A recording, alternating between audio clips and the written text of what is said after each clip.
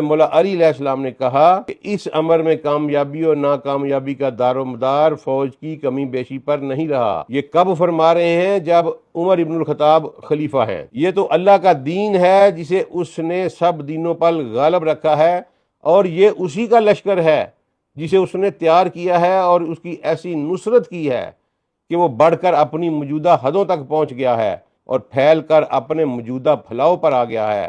اور ہم سے اللہ کا ایک، ہم سے، ٹھیک ہے جی، یعنی عمر اور علی ایک ہیں، ہم سے، عمر کو مخاطب ہو کے کہہ رہے ہیں، ہم سے اللہ کا ایک وعدہ ہے اور وہ اپنے وعدے کو پورا کرے گا اور اپنے لشکر کی خود مدد کرے گا۔ اور امور سلطنت میں حاکم کی حیثیت وہی ہوتی ہے جو مہروں میں ڈورے کی ہوتی ہے، جو انہیں سمیٹ کر رکھتا ہے۔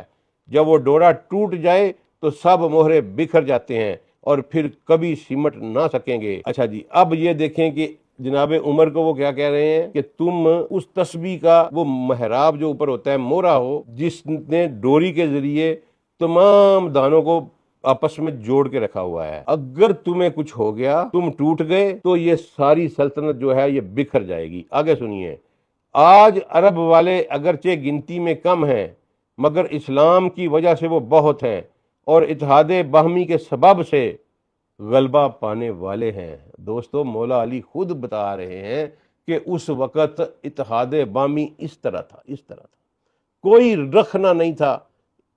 اس لیے یہ ثابت ہوتا ہے کہ رکھنے اور اختلافات کے جتنے افسانے ہیں وہ جھوٹ کا ایک پلندہ ہے، اس کے علاوہ ان کی کوئی حیثیت نہیں۔